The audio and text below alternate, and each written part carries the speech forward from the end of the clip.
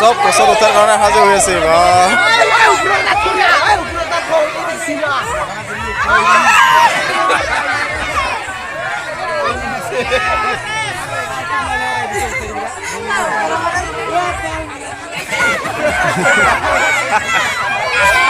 বিয়া পাখা কোৱা নাই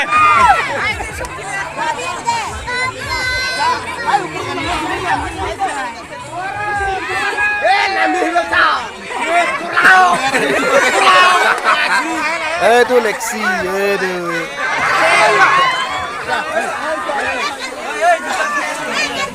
যায় আৰু খাবাই যায় আৰু